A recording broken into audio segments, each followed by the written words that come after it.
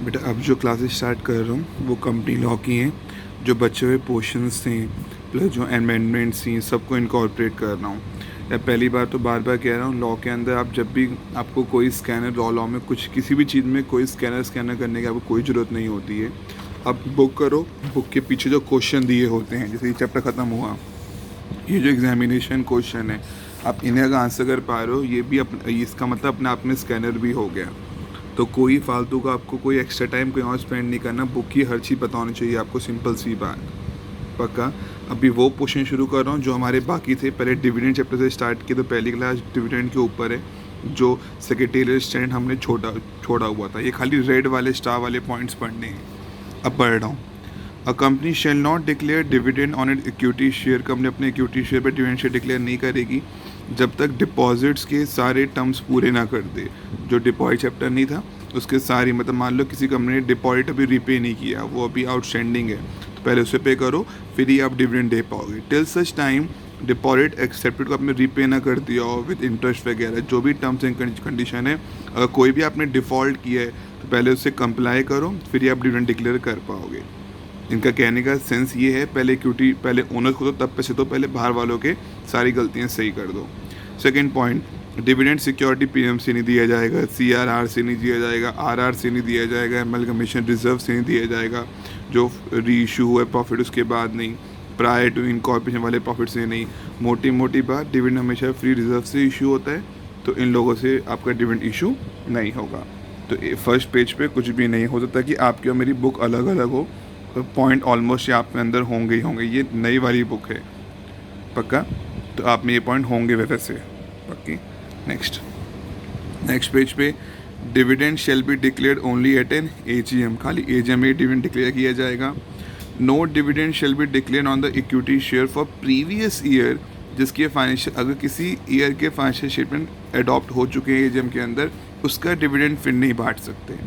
तो इसका मतलब 1 साल का मैक्सिमम डिविडेंड कब तक बांट सकते, जब तक उसका अकाउंट अडॉप्ट ना हुए हो।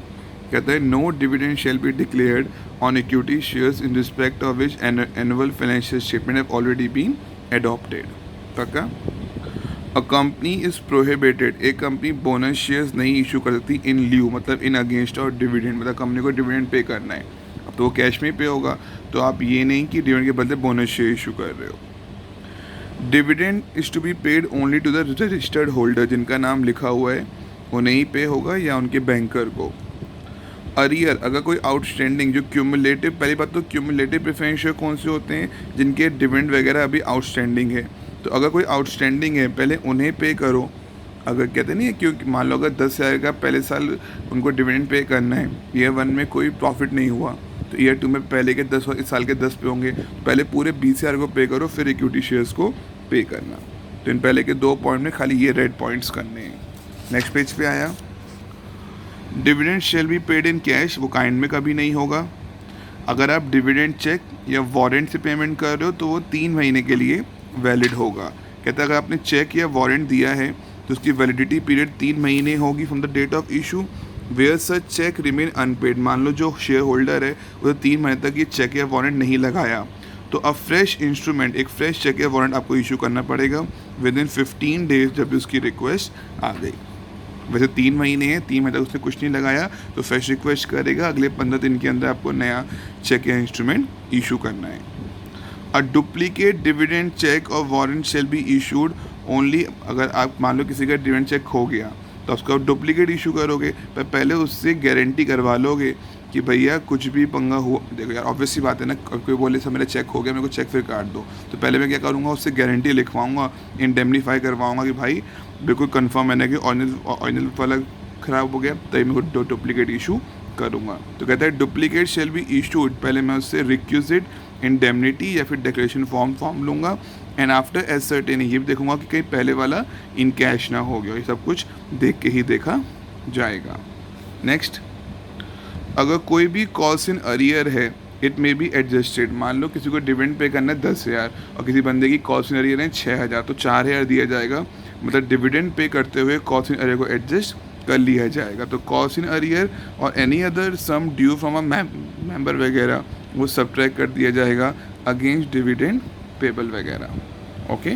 नेक्स्ट, डिविडेंड वंस डिक्लेयर, आपने एक बार डिविडेंड डिक्लेयर कर दिया तो वो लाइबिलिटी बन जाएगा, उससे आप रिवोक कैंसिल नहीं कर सकते। डिविडेंड चेक, वारंट वगैरह return by the bank after payment, जो बैंक ने पेमेंट वगैरह कर दी है, पूरा रजिस्टर वगैरह मेंटेन किया जाए कम से कम 8 साल तक।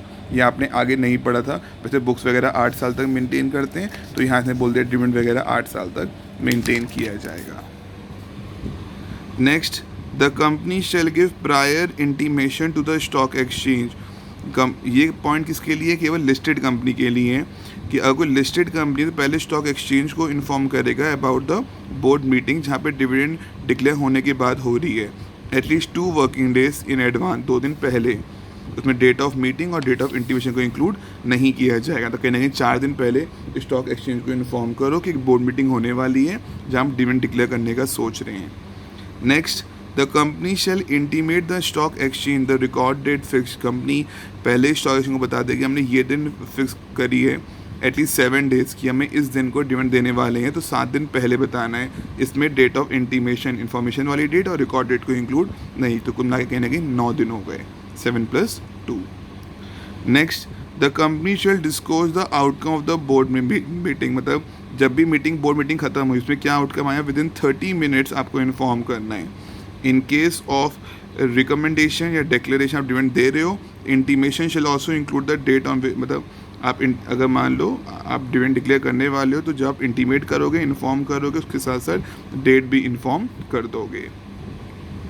इन case of payment of dividend through warrant और cheque payable at par, if the amount of dividend exceed, अगर जो आप डिविडेंड और वारंट है उसकी अमाउंट 15 से ऊपर हो जाती है, company shall dispatch the dividend warrant और चेक बाय स्पीड पोस्ट, मतलब इन्होंने बाकायदा बोल दिया अगर डिविडेंड की पेमेंट ऑब्वियसली मतलब पार पे होगी और ये डिविडेंड की अमाउंट अगर 1500 से ऊपर होती है तो कंपनी क्या करेगी? स्पीड पोस्ट करेगी उस बंदे को जो भी उसने एड्रेस कंपनी के पास दिया हुआ है। Last point, top 500 listed company based on the market capitalisation. Market capitalisation क्या होता है? Number of shares into market value. तो जो भी 500 कंपनी है मार्केट कैपिटलाइजेशन के हिसाब से वो अपनी एक डिविडेंड डिस्ट्रीब्यूशन पॉलिसी बताएंगी कवरिंग द प्रिस्क्राइब मैटर, जो सेबी ने कहा है। तो जो टॉप 500 कंपनीज़ हैं उन्हें अपनी एक बाकायदा पॉलिसी बनानी है और मतलब सेबी ने जो पैरामीटर्स दिए हैं उसके हिसाब से, और इस पॉलिसी को अपनी एनुअल रिपोर्ट के अंदर प्लस अपनी वेबसाइट पे भी डिस्क्लोज करना है। तो ये वाला पेज केवल लिस्टेड कंपनी के था, इसमें ये 5 पॉइंट याद करने हैं। अगर बाई चांस आ गया कि कौन कौन सी कंप्लाइन लिस्टेड कंपनी को करनी होती है तो ये 5 पॉइंट। ओके।